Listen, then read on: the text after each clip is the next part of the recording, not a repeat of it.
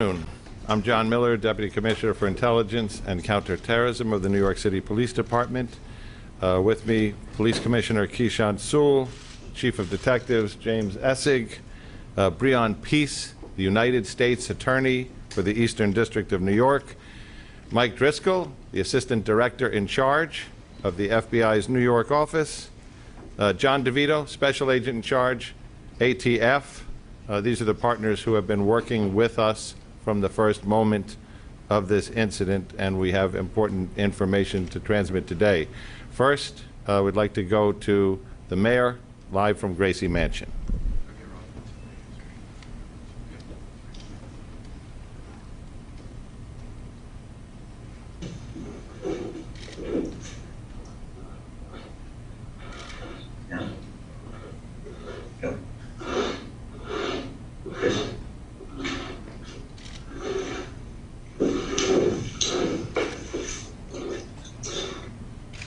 My fellow New Yorkers,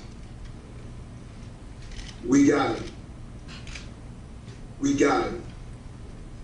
I cannot thank the men and women of the New York City Police Department enough, as well as our federal agents, our state police, our first responders, from the 9/11 operators to the various men and women from our medical professions.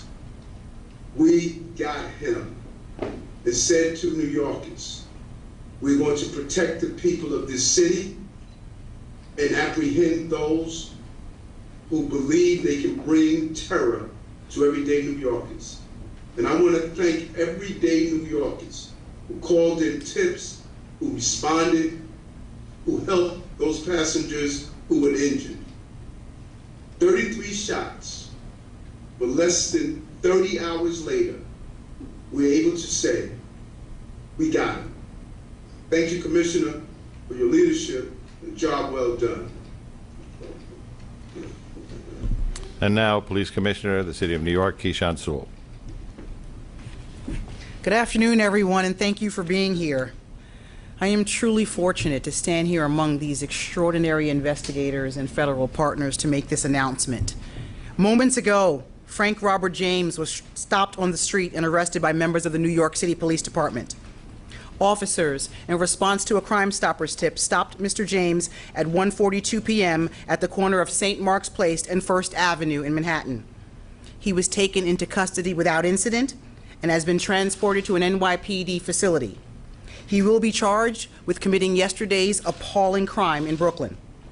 I want to commend all of the investigators and analysts who took part in this all-hands-on-deck investigation. Literally, hundreds of NYPD detectives worked doggedly during the last 30 hours to bring this together. They did so in tandem with a vast number of our law enforcement partners, including those from the FBI NYPD Joint Terrorism Task Force, the ATF NYPD Crime Gun Intelligence Center, and the Regional Task Force led by the United States Marshal Service. We hope this arrest brings some solace to the victims and the people of the City of New York. We used every resource at our disposal to gather and process significant evidence that directly links Mr. James to the shooting. We were able to shrink his world quickly. There was nowhere left for him to run. I'd like to turn it over to Chief James Essig for details of the investigation.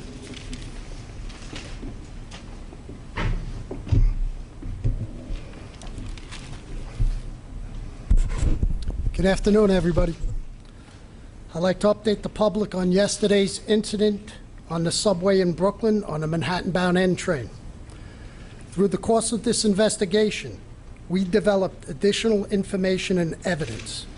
Mr. Frank James, our person of interest, now became a wanted individual for yesterday's horrific incident. Mr. James is a male, 62 years old. He is known to us and has ties in Wisconsin, Ohio, Pennsylvania, New Jersey, and New York City. His arrest history in New York is 9 prior arrests, dating from 1992 to 1998. Those include possession of burglary tools 4 times, criminal sex act, theft of service 2 times. He was arrested on a New Jersey warrant. He also has a criminal tampering. He has 3 arrests in New Jersey, in 1991, 1992, and 2007. They are for trespass, larceny, and disorderly conduct. So yesterday, we recovered video of him prior to the incident entering the Kings Highway subway station. He has the same black cart that he has later recovered on the crime scene. The pictures are to my right over here. This We'll make these available electronically after this. This station is 3 blocks from where we recovered the U-Haul truck that he rented in Philadelphia. The key to that truck was recovered at the crime scene. This jacket, the distinctive orange jacket, was also recovered, as well as his construction helmet he was wearing, and we recovered that in a garbage bin in transit. We believe, but this is still early in the investigation, that after firing his weapon 33 times at innocent New York City subway riders, Mr. James boarded an R train that had pulled into the station, went 1 stop up, and exited at 25th Street Station. We also have a picture of that. The gun used in this, a 9mm Glock, which was recovered at this crime scene, was purchased by Mr. James in 2011 in Ohio. We tracked Mr. James, and his last known whereabouts was 7th Avenue and 9th Street in Park Slope, entering the subway. Minutes ago, thankfully, NYPD patrol officers from the 9th Precinct responded to St. Mark's and 1st Avenue, where they apprehended him without incident.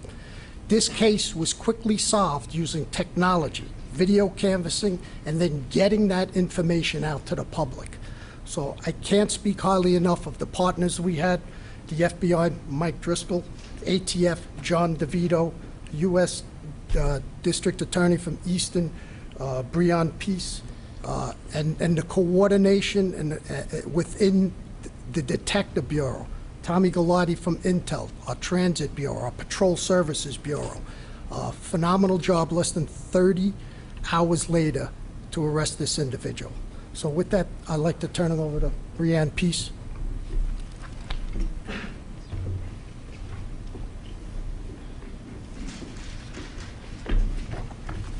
Good afternoon. Thank you. Yesterday was a dark day for all of us, but the bright spots of the incredible heroism of our fellow New Yorkers helping each other in a time of crisis, the quick response by our first responders, and the hard work by all of our law enforcement partners that has been ongoing is truly a bright spot here. Today, Frank James has been charged by complaint in Brooklyn Federal Court with 1 count of violating 18 U.S.C. sections 1992 A7 and B1, which prohibits terrorist and other violent attacks against mass transportation systems. He has been apprehended. He will be arraigned in federal court in Brooklyn, and if convicted, he will face a sentence of up to life imprisonment. My office is prepared to prove beyond a reasonable doubt that on April 12th, 2022, in Sunset Park, Brooklyn, in the Eastern District of New York, Frank James did knowingly and without lawful authority and permission commit an act, including the use of a dangerous weapon, with the intent to cause death and serious bodily injury to passengers and MTA employees on the New York City subway system. The government will prove, among other things, that James traveled across state lines in order to commit the offense and transported materials across a state line in aid of the commission of the offense. We, in the Eastern District of New York U.S. Attorney's Office, are working closely with all of our law enforcement partners, the FBI, NYPD, ATF, U.S. Marshal Service, and others, including the Kings County District Attorney's Office. And my office and our law enforcement partners will use every tool at our disposal to bring this individual justice and bring justice to New Yorkers and restore safety and peace of mind to all and will continue to do so as this case proceeds. Thank you. Mike? Good afternoon, and thank you all for being here today. As Mr. Peace just discussed, Mr. James is now facing a federal charge for his actions, a terrorist attack on mass transit. We have two ways that you can get in contact with us, because I want to be very clear that this is still an ongoing investigation. If you have additional information regarding Mr. James's activity, or if you have digital information, please reach out to us. Contact the FBI, 1-800-CALL-FBI, or you can provide digital media through fbi.gov/Brooklyn shooting. We need to hear from you so we can fully understand all the events that have occurred over the last 30 hours. It's crucial that we receive the assistance of the public as we piece this case together. There has been some reports that FBI holdings to date had a tie to Mr. James. I want to be very clear that to date we have found no record of an investigation of Frank R. James by an FBI office before the shooting yesterday. Reports that FBI's New Mexico field office previously investigated him are inaccurate. I want to thank our partners in this case, the NYPD, the ATF, the U.S. Marshals, and the U.S. Attorney's Office, and all the members of the FBI NYPD Joint Terrorism Task Force. We've had such a tremendous response from all of our partners in this case that have led us to this moment now.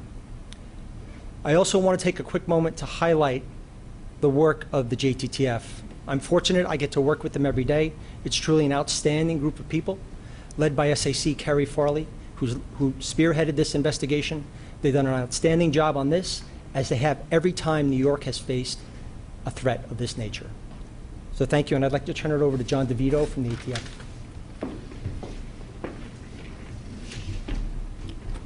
Good afternoon, everyone. Again, my name is John DeVito. I'm Special Agent in Charge for ATF here in New York State. One of the key points that A. Dick Driscoll pointed out was that we could not have done this without the public's help.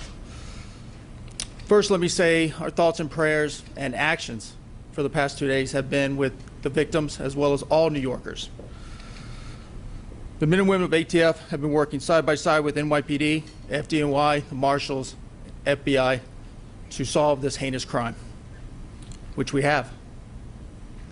Immediately after the attack, New York City Crime Gun Intelligence Center, or CGIC, which is a unit comprised of highly skilled analysts, investigators from ATF, NYPD, as well as a myriad of other vital partners, whose sole purpose is to collect, analyze, and disseminate actionable intelligence regarding gun violence.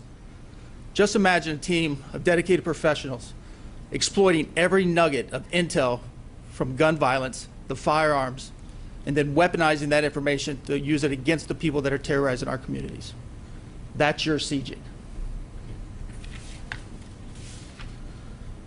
The timeline on this gun's life spans 16 years in 5 states.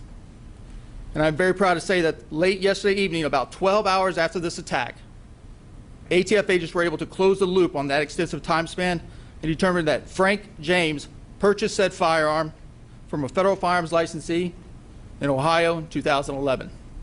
So essentially, we tied that gun, utilizing the shooting, to our target, and now we have our target in custody. Thank you. Okay, we're going to be in that we've told you almost everything we have to say, able to answer some very limited questions. Tina. Can you tell us a little bit about the Crime Stoppers? There's some reports that he called himself in. Is that true?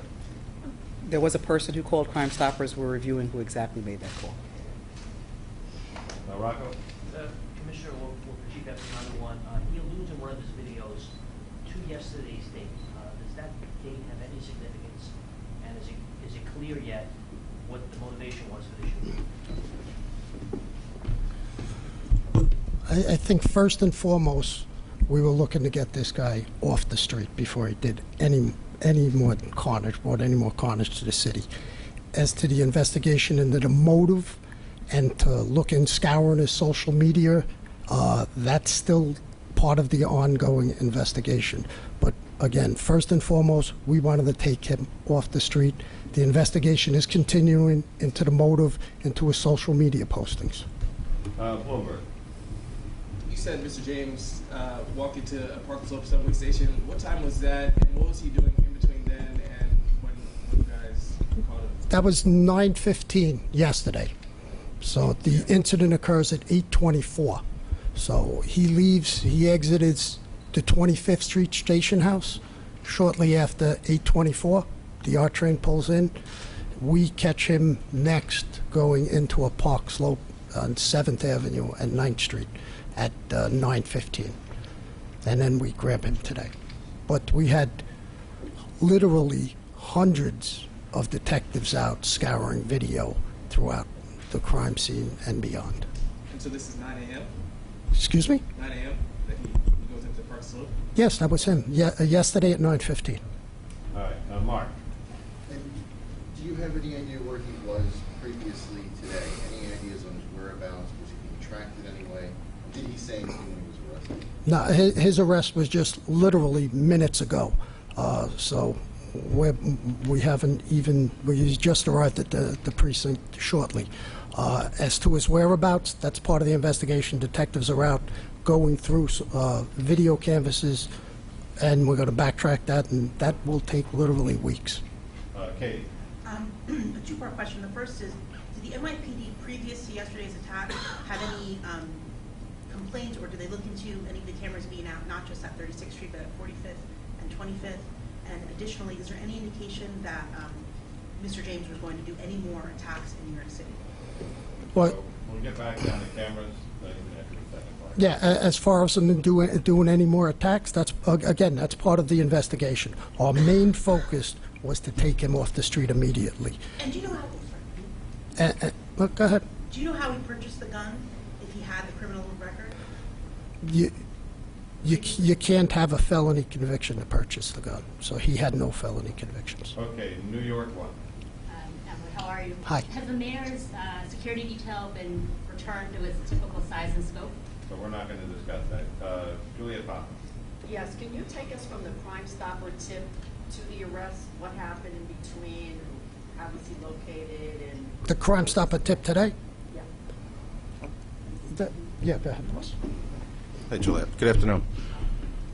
Crime Stopper tip comes in, reports that the male is in the McDonald's on 6th Street and 1st Avenue in the 9th Precinct down on the Lower East Side in East Village. Officers respond to the McDonald's. He's not in the McDonald's. They start driving around the neighborhood looking for him. They see him on the corner of St. Mark's and 1st, and they take him into custody. No incident and take him into custody. It might be to do an audit of cameras at subway stations just to make sure that they're all working in the future, so it would be easier to catch a person who does something like this. Yeah, so the camera systems in the subway system are not NYPD cameras. They're owned and maintained by the MTA. We have access to them. We do regularly look and see which cameras are working, which ones are not, but the responsibility for those cameras belongs to the MTA. Tony. Are you going to make the officers who made the apprehension available? Are you going to identify them or any special? Not at this time. If we do, we'll let you know. Rocco. Chief Essig, Chief, in interviews that took place throughout the day yesterday with any of the surviving victims as well as people who were on the train, have you been able to glean anything about what he said or did on the train that yields a little bit more about his motivation, about what he intended to do? We have witnesses on the train who said he was sitting in the back corner of the second car, and he popped the smoke grenade. And we have one witness who says, what did you do? He goes, oops, and then he pops the two, brandishes the firearm, and fires 33 times. That we are in the process, and we are asking for anybody's help who is on that subway train or on that platform to reach out to the Crime Stoppers at 1-800-877-TIPS with any information. We're still looking for witnesses and anybody who has information who was on the scene. Okay, New York Times. Hi, can you tell us anything more about the clock that this guy used? We heard initially that it had jammed. I know from what experts say that clocks aren't supposed to do that. It's kind of one of the selling points of clocks. Can you tell us a little bit more about if that's the case or? Well, Our crime scene is still processing that scene. It goes to the lab, and they'll give us a report. It's still very early in the investigation for that. All right, Tony? One for All right. Mr. Okay, go ahead. U.S. Attorney. The statute that he's being held under, that requires no nexus to any foreign terrorism. This is, in its own, it's a discrete terrorism charge. That's correct. The statute is titled Terrorism and Other Violent Attacks and Mass Transportation.